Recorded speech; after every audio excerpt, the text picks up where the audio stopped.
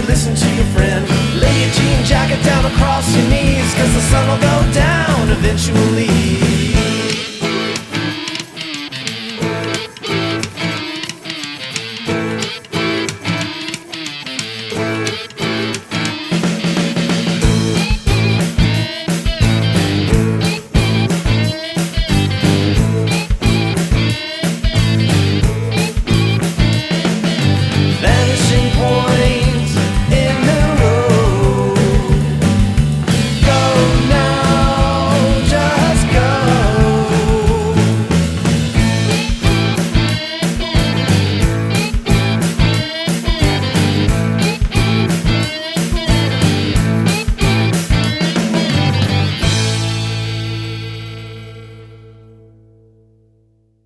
Hey everybody, how's it going? Let's talk about your home recording studio. Today, I'm excited about this one.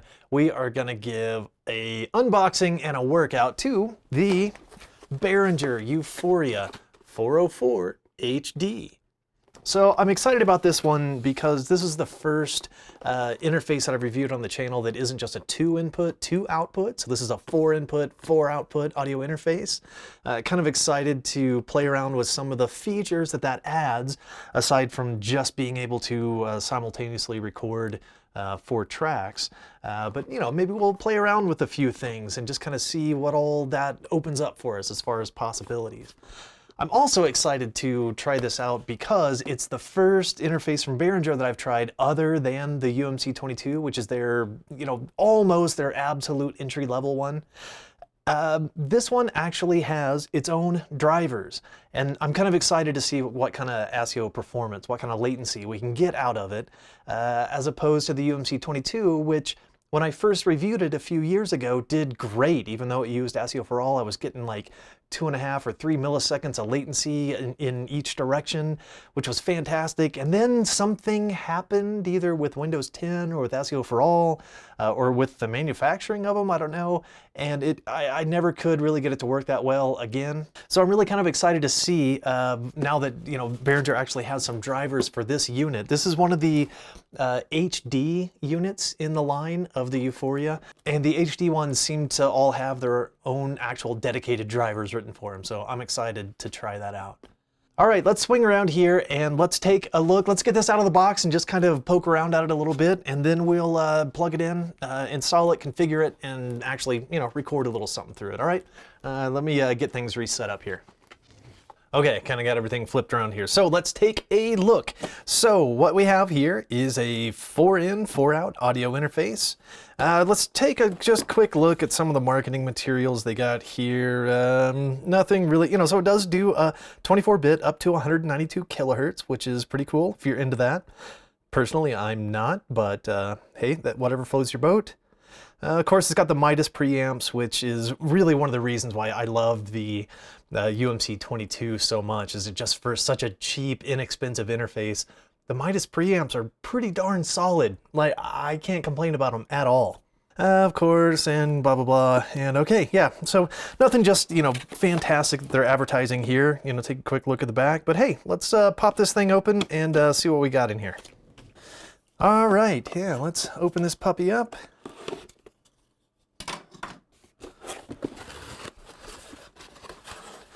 And let's see what's in the box. All right, we got the unit itself. We got a little box of goodies over here. Let's just, looks like we got our manual and sticker and all that stuff. Kind of standard fare for Behringer. All right, let's get this puppy out of here. Did they do the same trick where they hide the USB cable in here somewhere? I don't see it, so. All right, we'll grab the little goodie box here too. Let's get this out of the way.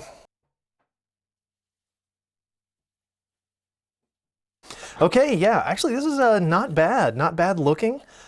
Seems to be all metal housing. We got our 4 preamps here. They're the combo inputs, so you can insert an XLR or a 1/4 inch. It looks like each of the 4 input channels has individual, like, you know, it has one little section here dedicated to it, so they each have a line and instrument switch. They each have a pad switch. That's actually a really good thing, because on interfaces in this kind of price range, the one thing I've been really noticing is that there's just not just a ton of headroom. And if you're trying to do something really loud, you might end up running out of headroom. So that's actually really cool. They have a pad for each channel. And then of course you get your gain knob. Ooh, those have got a good kind of feel to them. I'm actually kind of impressed by the nice kind of solid resistance you get with those. Each channel, I'm not sure if you can see it, has both a clip indicator and a signal indicator. All right, over here, kind of in the main section, so it looks like we have a knob here that will act as our direct monitor. So it looks like, not sure if you can see it in there, so it says all the way this way is just the input, so that's just monitoring directly off of here. And then all the way over this way is PB. I have no idea what PB is going to stand for, but I have a feeling that's just going to be 100% your DAW to defeat any direct monitor. All right, we get a main input and output. So on the back, where are our main outs? Okay, so we get either a 1/4 inch TRS or XLR main outs. That's actually pretty cool. And let's see here, and we get also just a independent headphone control, which was something the UMC22 was sorely lacking, was an independent headphone control. So this is cool. You can actually adjust your speaker volume, you can crank up your speakers and turn down your headphones and do some mixing. You can turn down your speakers and crank up your headphones and do some tracking. You have a single headphone output here. We have a power indicator, and we have a 48-volt phantom power indicator. All right, cool. So let's take a look at the back here. So we have a DC input. I am really not sure yet whether this will run just off of USB bus power or if we have to plug it into DC power. I guess we'll see. We have our USB type A, or is that type B? I can't remember. We do have MIDI 5-pin in and out, which is a great thing to see. That's kind of being phased out. You don't see it quite as much, you know, with so many things plugging in through USB. 5-pin MIDI, a little less critical. We have our 48-volt, our phantom power switch, which was switched to on. Let's just switch that off. Let's see here, our playback outputs. This is kind of interesting. So we have our 4 outs that we can use either, it looks like TRS, 1/4 inch, or RCA style if you want to do an unbalanced thing. So I'm kind of curious how we can use these. We have our main outs, XLR or TRS. And here's actually a great feature. I have yet to see this on an interface I've reviewed on the channel. Each of the 4 inputs on the front actually has an insert associated with it. Now an insert is something that goes in line in between the preamp, or essentially after the preamp. So if you're recording through a compressor or recording through like a channel strip or something like that. All right, yeah, so we got a lot of features here to tackle, so let's not waste any time. Let's just tear right into it. Let's get this thing installed, let's get the drivers installed, get it configured, and see what kind of performance we can get out of it. All right, the goodie box here, let's just take a quick look at this too. All right, in here we have, okay, yeah, we've got our DC adapter, like a wall wart little adapter there, and the USB cable, type A to type B. All right. Okay, I guess first things first, let's just let's plug it in through USB and make sure that we get some sort of indication that it's powered up. And I guess that'll tell us whether or not we have to power it with the auxiliary 5-volt DC adapter or not. All right, we are plugged in through USB, and hey, we get a power indicator. That's actually kind of cool. I think I'm gonna just try to use it like this and see if it'll just run off of bus power. If not, then I'll go ahead and plug in the 5-volt wall adapter. Okay, let's just go to the manufacturer's website and let's download the drivers from there. I'm not gonna, they didn't supply a CD or anything. That's not really so common anymore. So let's just go to Behringer's website. Okay, so I'm just gonna kind of take the dummies way of doing this. I'm just gonna search out Behringer, and let's just kind of see what Google finds. Yeah, so Behringer at Music Tribe. So it's musictribe.com. Let's just go there. And let's go to the products page. Actually, let's go instead to the downloads page. And we are looking for computer audio. We are looking for interfaces. We are looking for the UMC404HD. And let's look for drivers. He's thinking about it. He's still thinking about it.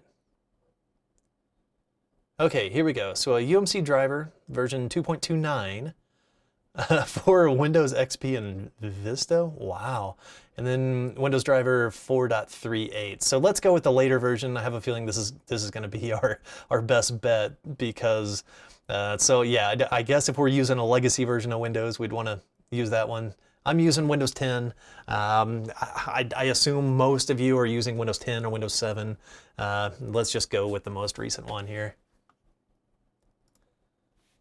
Okay, some blah, blah, blah, and we will download. Nice quick download. Got a virus scan going on it real quick, so I'll be able to open it in one moment. Okay, so let's just say show in folder. Let's extract all.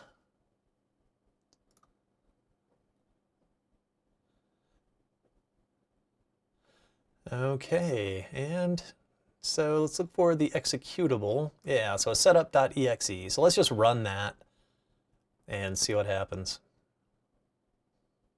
There he is. Scoot him over so you can see. And we'll guide you through the installation. Okay, default location's great. He's going to do its thing. Okay, so it looks like he's just about done. Okay, there he goes. Next. Blah, blah, blah has been installed. Click finish. Okay. The initial signs are good that it installed correctly. And initial signs are good that it's running off of bus power. I'm pretty happy about that. Now, one thing with the Behringer interfaces, they don't come with really much in the way of bundled software. Even on the box, they didn't really advertise that it came with this or that. I think typically what they want to do for a DAW is guide you to use the free version of Traction, which I think Traction is now offering version 5 for free. So you can go to their website, download it, use it. Personally, I would rather poke myself in the eye than use Traction. I just really, really don't like it. So I'm going to use what I'm familiar with. You use whatever you're familiar with. I'm going to use Reaper just because that's what I know and love. So in Reaper, I'm going to go to Options, Preferences, and then let's go to Audio and Device. For Audio System, we definitely want ASIO. And for the ASIO driver, let's see, UMC ASIO driver. Yeah, you can see I've got all these other drivers for all the other stuff that I've played with over the years. You probably, if this is your first audio interface, you're not going to see a big list like this, but UMC ASIO driver is going to be our Behringer. Okay, the way Reaper handles this is we set a first and last input instead of having to individually activate or deactivate inputs. So for first, we're going to say input number 1. For last, we're going to say input number 4. Cool, it sees all 4 inputs. For our outputs, first one is number 1. Last one is number 4. Cool, it sees all 4 outputs as well. All right, very good. I'm going to leave request sample rate and request block size blank. And what I want to do now is I want to see what kind of control panel comes with this interface, with these drivers. So through Reaper, the way I get to it is I click ASIO configuration, and that should bring up whatever control panel. Where'd it go? Oh, it's hiding back. Okay, there we go. Yeah, here we go. This is actually what I like to see. It looks like it gives us a fair amount of configurability. Let's crank this down, and I'd like to start at about 128. That seems to be, the computer handles it fine, most interfaces handle it fine, and the latency that results is generally pretty good. So it's saying input latency 2.17 milliseconds, output latency 2.5 milliseconds. Wow, that is very high performance, but the sample rate is at 192,000 hertz or 192 kilohertz, which is gonna knock the latency down a little bit more. Let's see. We'll go to status, okay, we'll go to format, okay, 4 channel, 24-bit, which is what we want. Yeah, let's not knock it down to 16-bit. Let's go to 24-bit. Okay, buffer settings is what we're already looking at. Format, I don't see any way here to, we got an info for driver version stuff. What I don't see here is a way to change our sample rate. So right now it's just kind of locked at 192,000 samples, and I don't really see a way to change that here. Okay, all right. Well, so this is when this feature in Reaper comes in handy. You can basically override whatever the interface is doing. So the interface wants to be at 192K. I don't want it to be at 192K. I would rather it be at 48K. So I'm going to check this box. I'm going to leave this one unchecked because we were able to control our buffer size in the control panel. So let's see what happens when I click OK. And hey, what do you know? We're at 48K, 24-bit wave, 4 in, 4 out. Ooh, 32 samples. I think that's going to be kind of too small of a buffer. I mean, it's yielding nice latency, but let's not push our luck yet. We'll see how low we can get it. But let's just stick with the 128. So that's given us a, about 5.1 milliseconds out in and 4.5 milliseconds out. So, about a 9.5 millisecond round trip. I think that's perfectly acceptable. I'm sure we can get it lower, but for now, let's just run with this.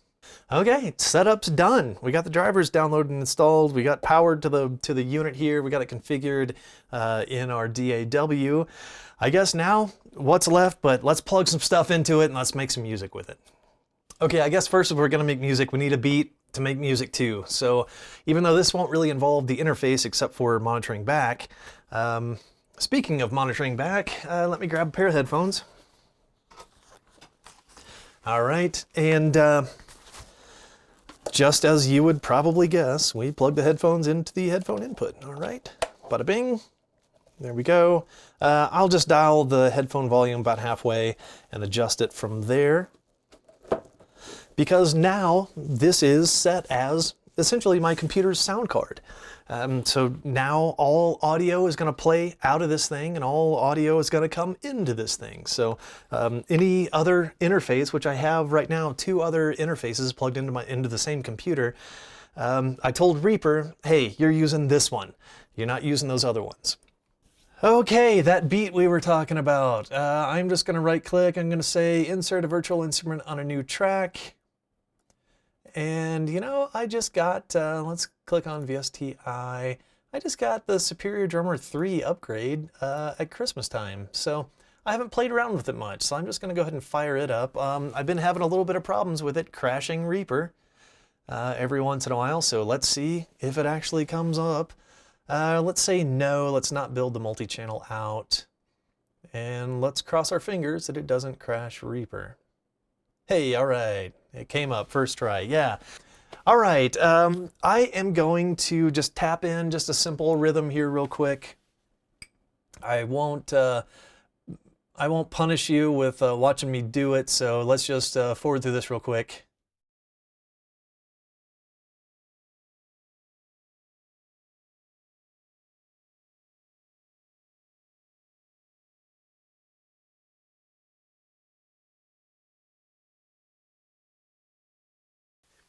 Okay, so we at least got something to play to now.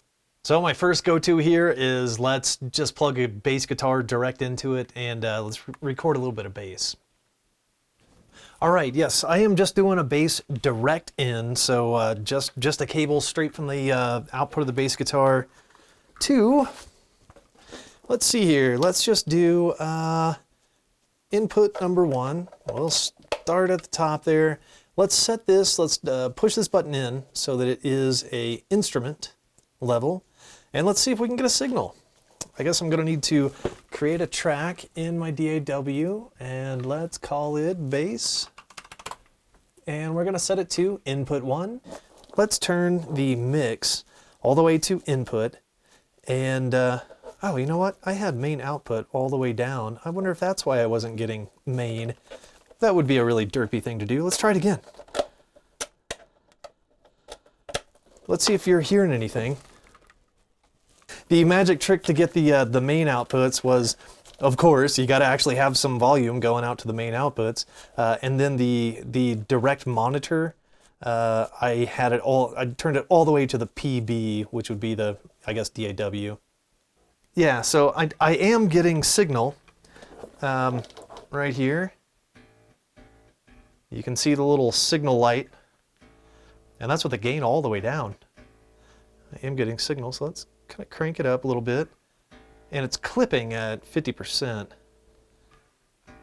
Clipping at about 25%. Clipping there even. Wow, so not a lot of headroom going on here. Let's engage the pad, and let's kind of turn it up about halfway. Yeah, that's better. So now we're clipping. We'll turn down a little. Okay, all right, well, I'm still not, yeah, so I can't hear it. So let's turn this over, let's turn the mix knob over to the inputs. Oh yeah, very strong, but only from, I'm only getting it in my left ear. Yeah, you're only getting it on the left side too. So let's turn this to mono. All right. Yeah, now we're cooking here. I'm gonna turn that down just a little bit. It sounds just a little distorted, but let's kind of see.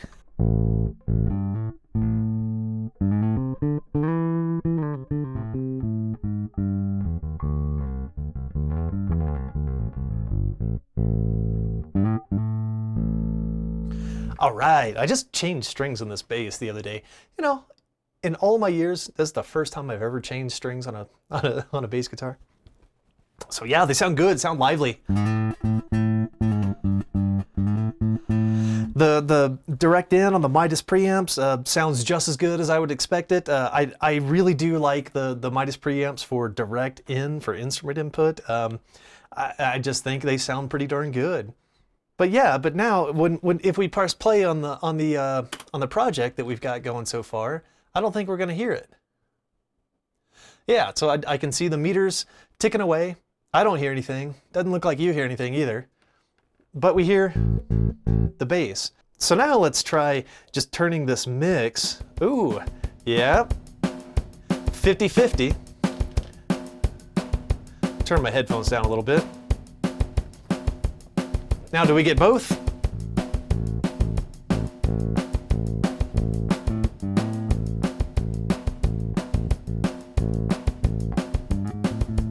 Yeah, okay. All right, so that's kind of how we do it. So it looks like, we get this mix knob, somewhere in the middle. A little more this way, we're gonna get a little more of our direct input, so a little more bass guitar and a little less DAW. A little more this way, we'll get more DAW, a little less bass guitar. So I'm gonna kind of crank it about right there. So that's kind of how we manage our direct monitoring versus the DAW playback. Okay, now, so in the interest of time, I'm not just gonna go through every moment of recording here, so I'm gonna kind of, skip through a lot of this here, but let's lay down a little bit of bass guitar to this drum beat, and then we'll move along, try some other instruments.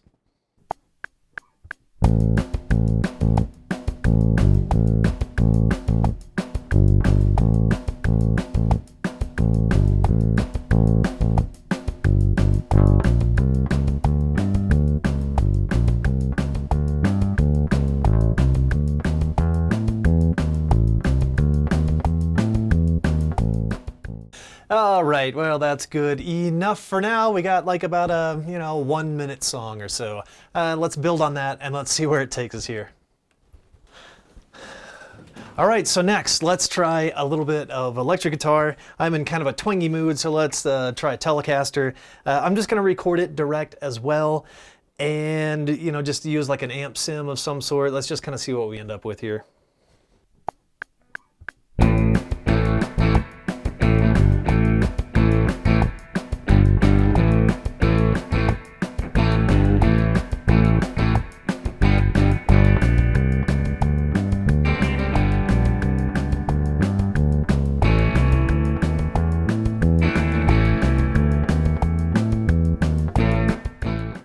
All right, took me a few tries to stick that one, but I guess next let's try maybe some acoustic guitar and see what happens. Okay, so what I'm going to do to record acoustic guitar, I'm going to use a microphone. I'm going to use, in this case, a Shure SM81. I'll probably record 2 acoustic guitar tracks and just pan them in the mix. I'm just using a standard XLR male to XLR female cable. Let's plug it into, I don't know, we've used input 1. Let's just use input 2 just to make sure it works too. All right, he's in there good. And this is a condenser microphone, so we're gonna need phantom power. So that switch was on the back here, right here. So the phantom power switch, as far as I understand, controls phantom power for all 4 inputs. Yeah, so we get our 48 volt indicator over here. And let's just kind of see, are we getting any signal? Let me tap the mic here. Yeah, we're getting just like a little bit of signal. The SM81 is not a particularly hot mic, so we'll probably have plenty of headroom here for this one. Okay, yeah, so I'm getting signal, a little bit of clip. So, let's just get this thing kind of positioned here and record a couple of acoustic guitar tracks.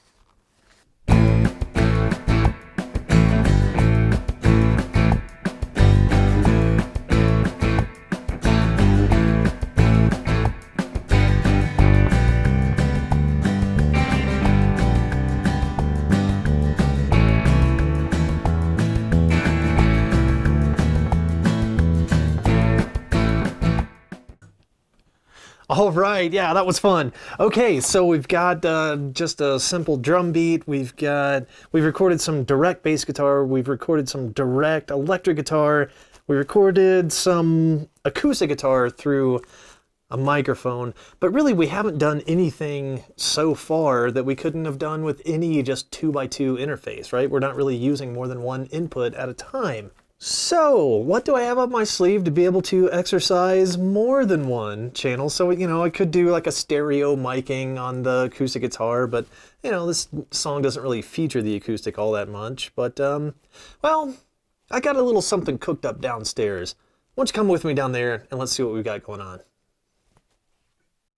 All right, on location, down in the basement here. I had to take a bit of a break there to do quite a bit of setup, but what I've got down here in the super trashy basement that is unfinished and a horrible mess is...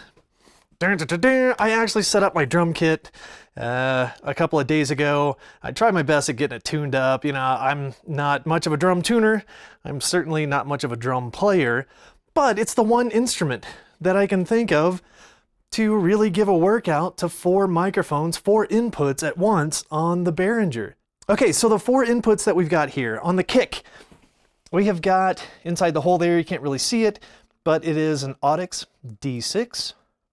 And on the snare, we got a Shure SM57. He's doing the job there. Up here for a pair of overheads, I'm just doing a spaced pair of Shure SM81s. And, you know, I think they do a pretty darn good job of overheads here. It's been, well, a couple of years since I set up the kit. And that means it's been a couple of years since not only I've played a real kit, but a couple of years since I've mic'd up a real kit. And a couple of years since I've tuned a real kit. So this is going to be interesting. But over here, I've got a Music Machine 2000 on one of his last assignments before I give him away. He's going to be running the DAW. I've got the 404 here. And so on input 1, I've got the kick. Input 2, I've got the snare. Inputs 3 and 4, I have the 2 overheads. I don't have, I just kind of did a sound check here.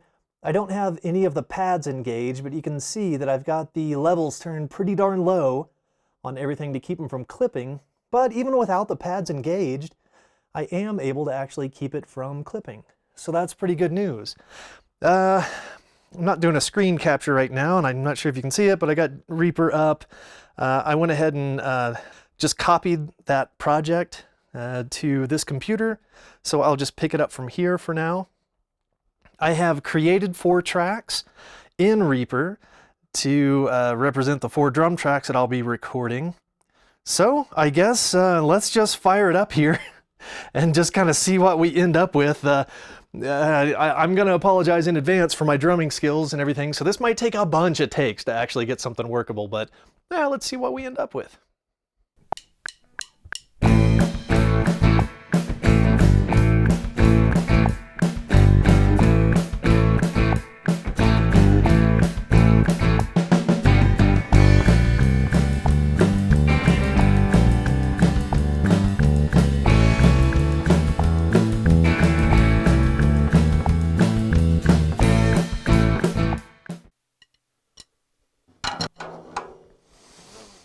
All right, well, I think that's just about as good as I'm gonna do. I took, I don't know, 5 or 6 takes there, and I don't think I got it right. Maybe I can splice something together to kind of pull it all together, but we'll just kind of see what happens. All right, I think that's gonna do it for me this time, because this video is gonna be very long. I'm gonna do a part 2, and let's take these files that we've recorded, and let's kind of play around with kind of mixing them, and see what all we might be able to do by using the extra outputs, and maybe send it through some hardware compressors and do stuff like that. All right, well, thank you very much for bearing with me this time, and I'll see you again real soon in part 2 of this one, so I'll see you again next time.